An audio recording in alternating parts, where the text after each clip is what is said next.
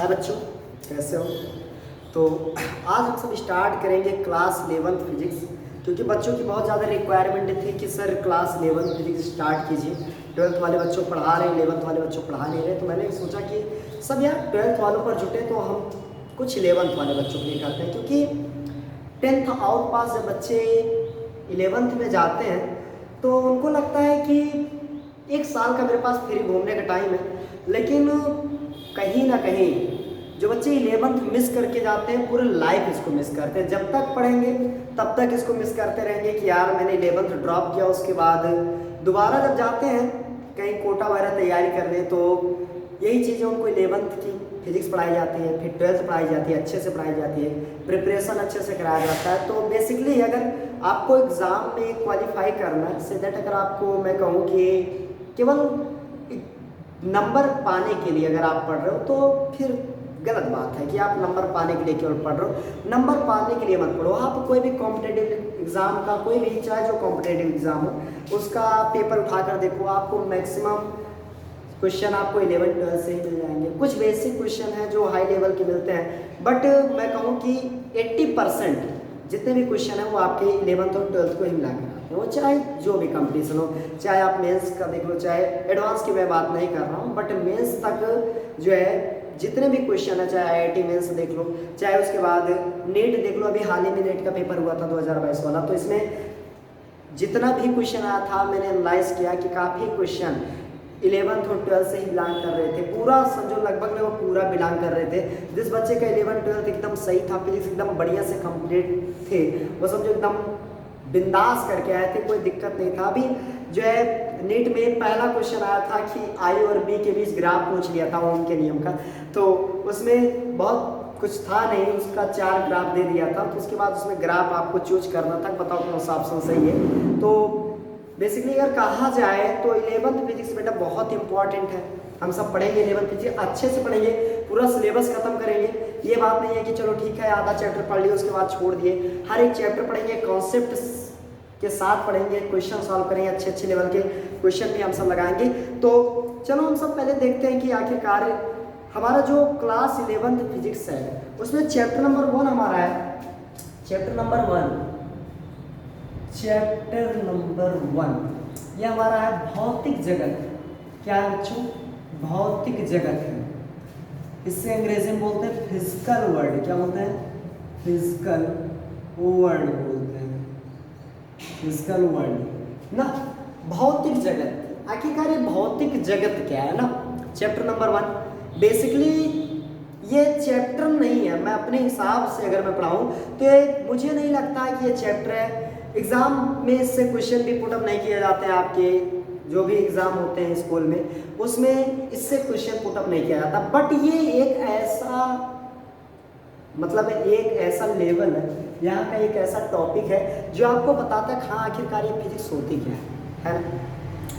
यानी कि फिजिक्स है क्या, यानी कि हमारे लाइफ में यूज कैसे होता है, हम इसके बारे में पढ़ते क्या क्या चीज़ें, ये सारी चीज़ें हमें ये इस चैप्टर से मिल जाता है। तो बेसिकली ये चैप्टर नहीं है, मैं कहूँ ये कुल मिलाकर इंट्रोडक्शन है। ये फिजिक्स का क्या है, एक प्रकार का इंट्रोडक्शन है, परिचय है। ये केवल परिचय है कि आखिरकार फिजिक्स, जैसे मान लो कि आप जाते हो कहीं पर जाओ तो आपको बताना पड़ता है कि मेरा नाम ये है, मैं वहाँ का हूँ, वहाँ का रहने वाला हूँ, इस स्कूल से बिलोंग करता हूँ। तो आप अपना परिचय देते हो, इंट्रोडक्शन देते हो, यानी कि उस व्यक्ति को आप जब इंट्रोडक्शन दोगे तब वो जान पाएगा कि आखिरकार आप कौन हो। तो ये जो फिजिकल वर्ड है ये भी हमको बताता है कि आखिरकार फिजिक्स का इंट्रोडक्शन क्या है, यानी कि इसका इंट्रोडक्शन होता क्या है, किस तरीके से ये हमारी लाइफ में यूज है, कैसे हम इसका अध्ययन करते हैं, क्या चीज़ें होती हैं इसमें, क्या नहीं होती हैं। तो चलो हम सब स्टार्ट करते हैं। देखो भौतिक जगत क्या है, तो भौतिक जगत जानने से पहले थोड़ा सा बात समझो, ये हमारा विज्ञान क्या होता है ना। विज्ञान बहुत बड़ा बात है। विज्ञान इसे अंग्रेजी में बेटा साइंस कहते हैं, SCIENC, साइंस कहते हैं। अगर मैं विज्ञान शब्द को देखूं तो विज्ञान जो है, अगर मैं इसका संधि विच्छेद कर दूं तो बी प्लस ज्ञान। बी मतलब होता है विशेष। बी मतलब क्या होता है बच्चों? विशेष। ज्ञान का मतलब जानते हो यार, विशेष ज्ञान।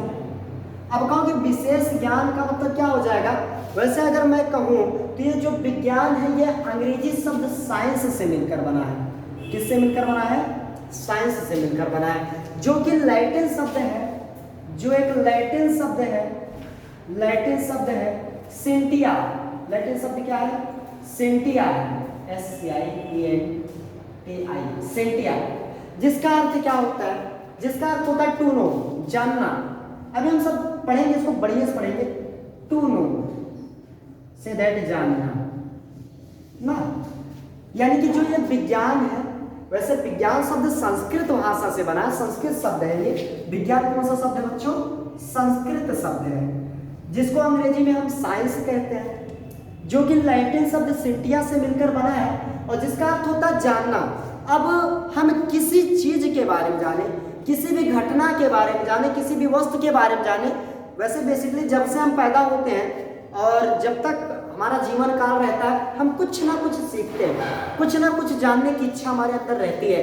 कि देखो पहले था क्या, कि पहले जो जितने नियम सिद्धांत हैं, जैसे मान लो कि जब हम सब छोटे रहते थे, बचपन में थे, तो स्कूल में कभी कभी आपने भी सीखा होगा, देखा होगा कि आपने कंघी ओंघी को ऐसे बाल से रगड़ा होगा तो देखा होगा कागज के छोटे टुकड़ों को अपनी ओर आकर्षित कर लेता है। वहां पर सोचते थे यार आज हमने बड़ा मजेदार जादू सीख लिया है ना, ऐसा सोचते थे। बट वो जादू नहीं होता है, वो फिजिक्स का एक इवेंट है जिसको हम इलेक्ट्रिक चार्ज कहते हैं। बट कोई बात नहीं है। तो मतलब जब छोटे रहते थे तो हमारे माइंड में ये चीजें रहती थी कि यार हमने आज एक जादू सीख लिया ना।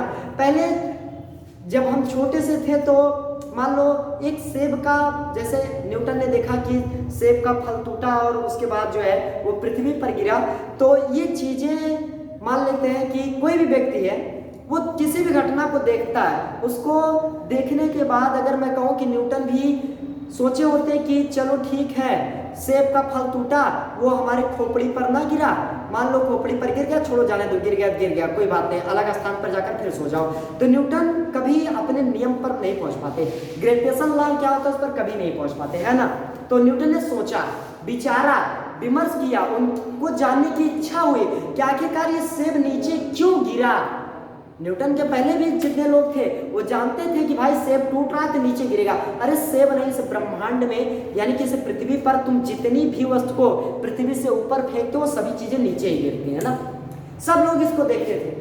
न्यूटन के पहले बहुत सारे वैज्ञानिक थे, न्यूटन हल्के में मत लो, न्यूटन बहुत महान वैज्ञानिक थे। अगर मैं कहूँ तो बेसिकली अगर जहाँ तक मैं अपने हृदय से मानता हूँ, न्यूटन को सबसे बड़ा साइंटिस्ट मानता हूँ फिजिक्स के वर्ल्ड में। वैसे फिजिक्स के वर्ल्ड में तो वो बहुत, मतलब मैं क्या बताऊँ यार, उनके पास यार बंदा कमाल का था।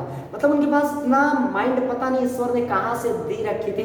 बट जहाँ तक मुझे लगता है कि चलो ठीक है, हम न्यूटन तो बन नहीं सकते हैं, लेकिन श्योर सी बात है कि हम मेहनत करके आगे कुछ ना कुछ तो कर सकते हैं, है ना। अगर उनको ईश्वर ने यूनिक बनाकर भेजा था तो श्योर सी बात है कोई इंसान पैदा होने के बाद यूनिक नहीं होता है, वो अपने परिश्रम से यूनिक बनता है। तो से दैट हम सब भी कुछ ना कुछ सोचने का प्रयास करते हैं। बेटा सबसे बड़ी बात यह है कि आप फिजिक्स को तभी समझ पाओगे जब आपके माइंड में वो सेटअप तैयार हो जाएगा। जब तक बाबू आपके माइंड में सेटअप तैयार नहीं होगा तब तक वो चीज आप समझ नहीं सकते हो। अब सोचो कि न्यूटन जी ने सोचा कि सेब नीचे गिरा, फिर न्यूटन ने सोचा कि आखिरकार ये नीचे क्यों गिरा, आखिरकार क्या है ये जो नीचे गिरा। और भी ऑब्जेक्ट है, बहुत सारी वस्तुएं हैं। न्यूटन ने फिर एनालाइज किया, देखा कि यार सभी वस्तुओं को फेंका जा रहा है तो नीचे ही गिर रही है ना। सभी वस्तुओं को फेंका जा रहा है तो नीचे गिर रही है। केवल न्यूटन ने एक ही ऑब्जेक्ट को एनालाइज नहीं किया बेटा कि सेब नीचे गिरा तो उठाकर अपना ग्रेविटेशन लॉ दे दिया, ऐसी बात नहीं है। फिर वो बहुत सारे ऑब्जेक्ट को देखे कि यार सभी ऑब्जेक्ट ऊपर फेंकने के बाद नीचे गिरते हैं। तो न्यूटन ने कहा यार कुछ कमाल की बात हो रही है। न्यूटन ने कहा ये हमारी जो पृथ्वी है इसका मतलब ये सबको अपनी ओर खींच रही है। यानी कि दो पिंडों के द्रव्यमानों के बीच, पढ़ाएंगे हम सब, ग्रेविटेशन हमारे यहाँ बहुत अच्छे लेवल का है। तो वहां से न्यूटन ने फार्मूला दिया, न्यूटन ने अपना नियम दिया, न्यूटन का गुरुत्वाकर्षण नियम आया कि भाई देखो दो पिंडों के बीच, दो पिंड के द्रव्यमानों के बीच बल लगता है जिसके कारण वे एक दूसरे को आकर्षित करते हैं, जिसके कारण वो नीचे गिरता है। ठीक ना। न्यूटन ने इसको बढ़िया से खोजा, प्रैक्टिकल किया, उसके बाद बताया, है ना। तो सोचो अगर न्यूटन ने वो चीज ना विचार की होती, सेब का फल गिरा होता और अपनी चारपाई या जहाँ पर लेटे थे उधर से हटकर दूसरे स्थान पर लेट गए होते, तो न्यूटन भी आराम से वैसे होते कि आज ग्रेविटेशन हम सबको नहीं पता होता, न्यूटन का नियम क्या होता है या जो गुरुत्वाकर्षण का नियम क्या होता है वो हमको नहीं पता होता है ना। तो मतलब कुल मिलाकर अगर मैं बात करूँ बेटा, विज्ञान का मतलब ही होता है जानने की इच्छा। आपके अंदर जितना जानने की क्यूरियोसिटी है आप उतना ज़्यादा विज्ञान को समझ सकते हो, ठीक ना। वैसे कहा तो गया विज्ञान, विज्ञान शब्द साइंस से मिलकर बना, जिसका लैटिन यानी जो साइंस है ये अंग्रेजी वर्ड है जिसका मतलब होता है विशेष ज्ञान। विज्ञान का संधि विच्छेद अगर मैं करूँ तो हो जाएगा विशेष ज्ञान, यानी विशेष प्रकार का ज्ञान, विशिष्ट ज्ञान। जो मतलब जैसे मैं कहूँ कि न्यूटन जब देखे कि सेब नीचे गिरा तो न्यूटन ने उसके बारे में सोचा, विचार किया, यानी कि वो जो उसको ये जानना चाहते थे कि आखिरकार ये नीचे क्यों गिर रहा है, इसके बारे में उन्होंने विचार किया और अपना जो भी नियम सिद्धांत दिया उसके आधार पर हम आज सब पढ़ते हैं, है ना। तो ये जो विज्ञान शब्द है इसका मतलब बेटा होता है, यानी कि विज्ञान शब्द की जो उत्पत्ति हुई है इसको अंग्रेजी भाषा में हम साइंस बोलते हैं। जो कि साइंस शब्द जो है वो अंग्रेजी से बना है, जो कि लैटिन शब्द सेंटिया से मिलकर बना। ये साइंस जो है ये लैटिन शब्द सेंटिया से मिलकर बना है, जिसका अर्थ होता है जानना, ना। अब जितनी भी चीजें आप जान सको वही क्या है, विज्ञान है। एक बात और, विज्ञान बेटा पहले नंबर आपका एक सब्जेक्ट नहीं है ना, विज्ञान एक सब्जेक्ट नहीं है। अगर विज्ञान एक सब्जेक्ट होता, वैसे सोचो कि विज्ञान का मतलब होता है जानना, विज्ञान का मतलब होता है जानना। आप तुम किसी का नाम भी जानने की इच्छा रखते हो, है किसी के बारे में जानने की इच्छा रखते हो। आजकल लोग सबके बारे में जानने की बहुत इच्छा रखते हैं। हाँ, मैं देखता हूँ क्या उनको अपने से नहीं पड़ी रहती है, लेकिन लोग क्या कर रहे हैं क्या नहीं कर रहे, सेकंड पर्सन क्या कर रहा है क्या नहीं कर रहा है, उसके बारे में उनको जानने की इच्छा बहुत रहती है ना। तो ये भी समझो एक प्रकार की इच्छा ही है। अरे भाई मैं उनके बारे में जानना चाहता हूँ तो ये भी एक प्रकार की इच्छा ही हुई है, सही बात ही नहीं। तो अगर मैं कहूँ कि आप जानने की कोशिश करो, ऐसी बात नहीं, जानना चाहिए, लेकिन अच्छी बातों को जान लो, बेकार बातों का क्या मतलब उसको माइंड पर लाते हो, सही है कि नहीं। तो देखो अगर हम बात करें ये जो हमारा विज्ञान है, विज्ञान एक सब्जेक्ट नहीं, मतलब एक विषय नहीं है। विज्ञान एक विषय होता अगर, जैसे मैं कहूँ आप बहुत सारी चीज़ें पढ़कर समझते हो, बहुत सारी चीज़ें पढ़कर आप जानते हो, अंग्रेजी पढ़ते हो अंग्रेजी के बारे में जानते हो, गणित पढ़ते हो गणित के बारे में जानते हो, हिंदी पढ़ते हो हिंदी के बारे में जानते हो, मतलब सब चीज़ के बारे में जानते हो। मतलब मैं कहूँ आज टोटल सब विज्ञान है ना। आप मैथ का क्वेश्चन सॉल्व कर रहे हो, मैथ का क्वेश्चन जब आप सॉल्व करते हो कि क्वेश्चन लगाने के बाद आपको और इच्छा बढ़ती है, आपके हृदय से आवाज़ आती है कि एक आध क्वेश्चन और लगा यार, कहाँ बैठा है, सही है कि नहीं। तो आप और आगे आपका मनोबल ऊपर होता है और आप आगे सॉल्व करने का प्रयास करते हो, है ना, सही बात ही नहीं। तो मतलब कुल मिलाकर मैं कहूँ ये जो विज्ञान है, विज्ञान कोई विषय नहीं है। Science is a not subject, विज्ञान कोई विषय नहीं है, ठीक ना। विज्ञान केवल एक पढ़ने का तरीका है। विज्ञान क्या है, पढ़ने का तरीका है। विज्ञान केवल पढ़ने का तरीका, मेथड ऑफ स्टडी। अगर आपसे कोई पूछता है कि व्हाट इज द साइंस, तो उसको बताना पढ़ने का तरीका। विज्ञान कोई विषय नहीं है। अगर कहे प्रूव करो तो बता देना कि अगर विज्ञान विषय होता तो सामाजिक विज्ञान भी होता है एक सब्जेक्ट। ये भी तो देखो, सामाजिक विज्ञान होता है ना, तो सामाजिक का मतलब समाज के बारे में, विज्ञान मतलब जानना। मैंने बताया ना विज्ञान शब्द का मतलब ही होता है जानना, यानी समाज के बारे में जानना, वो भी एक प्रकार का विज्ञान है। मैं कहता हूँ समाज नहीं, तुम किसी के बारे में यार जानो, सब एक विज्ञान है ना बाबू। तो चाहे जिसके बारे में जानो सब एक विज्ञान है। बात समझ में आ रही बात। तो विज्ञान कोई आपका सब्जेक्ट नहीं है, विज्ञान केवल पढ़ने का तरीका है। जैसे आपको मैंने एग्जांपल दे दिया कि सामाजिक विज्ञान है ना, तो चलो इसकी हम परिभाषा लिख लेते हैं। इसकी परिभाषा क्या होगी, बस एक मिनट बच्चा, एक मिनट, एक मिनट आ रहा है।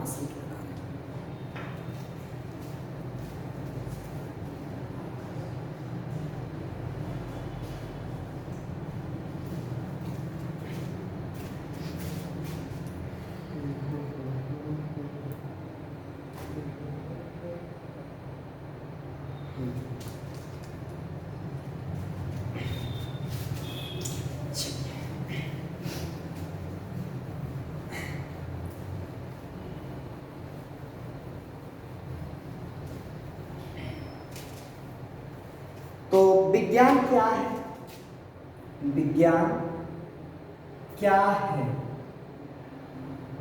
तो इसकी परिभाषा हम सब लिख सकते हैं कि किसी भी घटना के बारे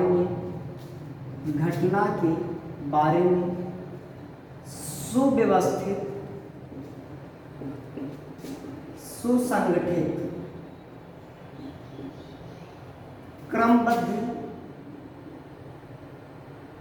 क्रमबद्ध ज्ञान विज्ञान कहलाते हैं। क्रमबद्ध ज्ञान क्या कहलाता है बच्चों? विज्ञान कहलाता है। ठीक ना, ये विज्ञान की परिभाषा हो गई कि किसी भी घटना के बारे में सुव्यवस्थित सुसंगठित क्रमबद्ध ज्ञान क्या कहलाता है? विज्ञान कहलाता है। विज्ञान की परिभाषा है। अब देखते हैं कि आखिरकार ये हमारा जो विज्ञान है, अब इस विज्ञान में हम सब जानने की तो इच्छा बहुत कुछ रखते हैं। क्या हम सब कुछ जान सकते हैं क्या? अब बहुत सारी घटनाएं हैं। चंद्रमा पर क्या हो रहा है ये भी जानने की इच्छा है, मार्स पर क्या हो रहा है ये भी जानने की इच्छा है ना, और भी प्लैनेट्स पे क्या हो रहा है ये भी जानने की हमारे पास इच्छा है। इस पूरे नेचर में क्या हो रहा है, ये हमारा नेचर कैसे बना है, किन किन से मिलकर बना है, इन सब चीज़ों के बारे में जानने की इच्छा है। तो मैं कहूँ ये जो विज्ञान है, विज्ञान को मुख्यतः 3 भागों में बांटा जाता है। 3, वैसे तो इसके बहुत सारे भाग हैं, बट इसको 3 भागों में हम मुख्यतः बांट लेते हैं। पहला क्या है बच्चों? पहला भौतिक विज्ञान। पहला क्या है? भौतिक विज्ञान। मैं इसको अपना विज्ञान कहता हूँ क्योंकि मैं यही पढ़ाता हूँ, तो इसलिए ये मेरा विज्ञान है। अरे ऐसे बात नहीं यार, आप सबका भी विज्ञान है, गलत मत समझना कि सर कह रहे हैं मेरा विज्ञान है ना, कोई मेरा आधिपत्य नहीं इस पर बच्चों। मतलब मैं पढ़ाता हूँ इसलिए मेरे मुख से निकल जाता है कि मेरा विज्ञान है। तो भौतिक विज्ञान जिसे हम बोलते हैं, फिजिक्स से बोलते हैं ना। दूसरा भाई रसायन विज्ञान।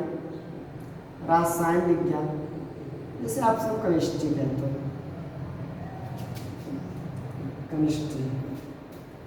तीसरा है जीव विज्ञान। तीसरा क्या बच्चों? जीव विज्ञान, बायोलॉजी है ना।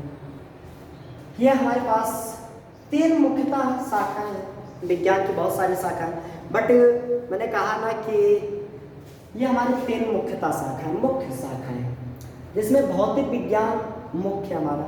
हम सब भौतिक विज्ञान पढ़ेंगे क्योंकि बेसिकली मैं भौतिक विज्ञान ही पढ़ाता हूँ और आपको कुछ नहीं पढ़ाता हूँ। तो ये रसायन विज्ञान और जीव विज्ञान के आपको टीचर्स अलग अलग इसी जो है चैनल पर आपको मिल जाएंगे, ठीक है ना। तो ये भौतिक विज्ञान इसको हम सब पढ़ेंगे। आखिरकार ये हमारा भौतिक विज्ञान क्या है, तो इसके बारे में चलो बेसिकली हम पढ़ते हैं। तो स्क्रीनशॉट थोड़ा सा ले लीजिए, उसके बाद आगे चला जाए।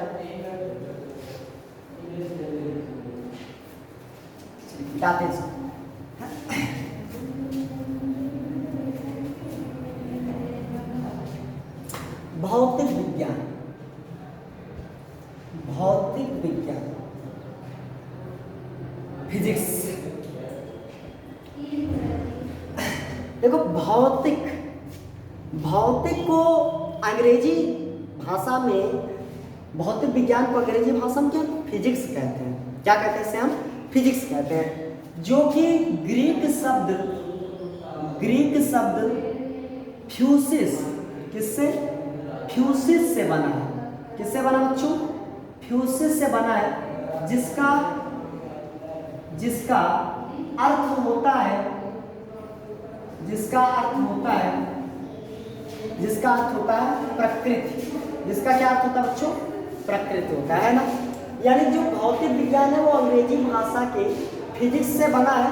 मतलब भौतिक विज्ञान को अंग्रेजी भाषा में फिजिक्स कहते हैं, जो कि ग्रीक शब्द फ्यूसिस से बना है, जिसका अर्थ होता है प्रकृति होता है। जिसका अर्थ क्या होता है? प्रकृति। अगर मैं बात करूं कि संस्कृत में जो प्रकृति है, प्रकृति को संस्कृत में भौतिक कहा गया है। क्या कहा गया है इसको? भौतिक कहा गया है। मैं संस्कृत नहीं पढ़ाता हूँ, बट एनसीईआरटी बुक पढ़ोगे तो बड़ी मजेदार बुक है, थोड़ा सजेस्ट कर देते हैं आपको बुक के लिए। तो बच्चे को बड़ा समस्या होती है कि सर कौन सी बुक पढ़े। 11th में जाने के बाद उनको इतनी बुक नज़र आती है, साइड बुकें तो इतनी है कि पूछो मत। बेसिकली बेटा अगर मत जानना चाहो तो आप एनसीईआरटी पढ़ो, एनसीईआरटी से अच्छी कोई बुक नहीं है, ठीक ना। एनसीईआरटी में लिखे गए हर एक शब्द सही है। एनसीईआरटी का क्वेश्चन सॉल्व करो, एनसीईआरटी के कॉन्सेप्ट दिमाग में बैठाओ, देखो तो आपकी हर एक प्रॉब्लम सॉल्व हो जाती है। हाँ, एनसीईआरटी आप, अगर मैं कहूँ, बच्चे मुझसे अक्सर कहते हैं सर एनसीईआरटी ये बड़ा लेंदी बुक है, मतलब ये समझ में नहीं आती एक बार पढ़ने पर। तो किसी महान इंसान ने कहा है कि एक अच्छी किताबें, एक और अच्छे लोग, ये जल्दी इंसान के पल्ले नहीं पड़ते, है ना। तो उसको समझने का प्रयास करना चाहिए। सही बात है ना। तो ये बुक भी उसी तरीके से बेटा बहुत अच्छी बुक है।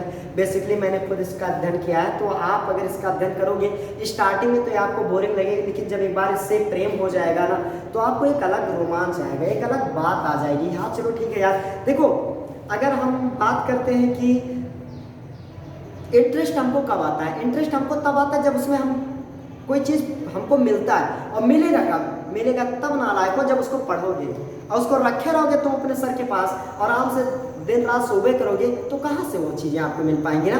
तो बेटा वो आपको तभी मिलेगा जब आप पढ़ोगे। बेसिकली आप बुक को अभी से रीड करने का प्रयास किया करो। मैं बच्चों को हमेशा सजेस्ट करता हूँ बेटा बुक पढ़ो, ठीक ना। जो आपको टीचर पढ़ा रहे हैं ठीक है, वो अपने स्थान पर सब कुछ सही है, टीचर आपको मटेरियल दे रहे हैं, टीचर आपका न्यूमेरिकल सॉल्व करवा रहे हैं, बट सबसे बड़ा कर्तव्य ये है कि आप खुद से पढ़ाई करो, बुक फॉलो करो, किसी टीचर को फॉलो मत करो, आप बुक को फॉलो करो, ठीक ना। बुक को फॉलो करो, टीचर को फॉलो करो, ये एक अलग बात है, वो आपका कर्तव्य बनता है कि कोई इंसान आपको पढ़ा रहा है तो उससे दैट उसको रिस्पेक्ट दिया जाए। चलो ठीक है, हमारे गुरु हमको पढ़ा रहे हैं तो एक अलग बात है, बट बुक को आप पढ़ना सीखो, अभी से हैबिट डालो। कुछ नहीं तो 1.5 घंटा तो बुक अवश्य पढ़ो। वैसे आपके लिए 1.5 घंटा कम है, इसको और जितना बढ़ा सको टाइमिंग अपना बढ़ा लेना अपने कैपेसिटी के अनुसार, बट मैं कहता हूँ 1.5 घंटा जरूर पढ़ना चाहिए, चाहे वो बुक आपको समझ में आए चाहे ना आए। फर्स्ट टाइम आपको चीज़ नहीं समझ में आएगी बेटा, किसी भी इंसान को फर्स्ट टाइम कोई चीज़ समझ में नहीं आती है कि 100% के बारे में सब कुछ आ जाए। अब न्यूटन सब थोड़ी हो जाएंगे कि एक ही बार में सब माइंड में सेव हो जाएगा ना। तो श्योर सी बात है कि अगर एक बार में नहीं समझ में आता है उसको दोबारा पढ़ो, उसको तिबारा पढ़ो, उसको 4 बार पढ़ो, 5 बार पढ़ो, तब तक पढ़ो जब तक वो चीज़ समझ में ना आ जाए ना। और उसको हम तब तक पढ़ेंगे जब तक वो चीज़ हमारे अगर समझ में आ जाती तब तो ठीक है, कोई बात नहीं है। अगर वो चीज़ नहीं समझ में आती तो उसको 2 बार नहीं, 3 बार नहीं, 4 बार नहीं, 1000 बार पढ़ो, तुम कैसे नहीं समझ में आएगी। ये पल्ले इसको बढ़ा लो कि इसको समझना है तो समझना, चाहे जो हो जाए, चाहे जो कुछ भी हो जाए, केवल हमको समझना है, वो चाहे जो कुछ भी हो जाए, हमको उससे कोई मतलब नहीं है कि आखिरकार हम इस बुक को पढ़ रहे चीज़ हमारे समझ में ना आ रही कि नहीं आ रही, उससे कोई मतलब नहीं, केवल हमको पढ़ना ही है ना। तो बस बुक को आप फॉलो करो, आपकी आधी प्रॉब्लम नहीं, मैं कहता हूँ 95% प्रॉब्लम सॉल्व हो जाएगी, और बच्ची 5% प्रॉब्लम वो सुमित यादव सर हैं वो आपको बता देंगे, ठीक है ना। तो चलो देखो, मैंने कहा कि ये जो भौतिक शब्द है, भौतिक शब्द को संस्कृत भाषा में, यानी जो प्रकृति शब्द है, सॉरी बेटा, जो प्रकृति है इसको संस्कृत में भौतिक नाम दिया गया। क्या नाम दिया गया? भौतिक नाम दिया गया, ठीक ना। तो आखिरकार ये भौतिक विज्ञान में होता क्या है, अगर हम बात करें कि भौतिक विज्ञान क्या है, तो भौतिक विज्ञान यानी कि प्राकृतिक विज्ञान, पहले लोग इसको प्राकृतिक विज्ञान के नाम से जानते थे, आज हम सब इसको फिजिक्स कहते हैं, पहले लोग इसको प्राकृतिक विज्ञान कहते थे। अब प्राकृतिक विज्ञान कहते थे, इसका मतलब प्रकृति के अंतर्गत घटनाओं का अध्ययन करते थे, है ना। तो प्रकृति के अंतर्गत घटनाओं का अध्ययन, जो भी शाखा है यानी कि जो भौतिक विज्ञान है, इस विज्ञान के अंतर्गत हम जो प्रकृति में होने वाली घटनाओं का अध्ययन करते हैं उसे हम क्या कहते हैं? भौतिक विज्ञान कहते हैं। आई वो समझ में आया होगा। यानी कि इसकी परिभाषा हो जाएगी प्रकृति में होने वाली, प्रकृति में होने वाली समस्त घटनाओं का जिस शाखा के अंतर्गत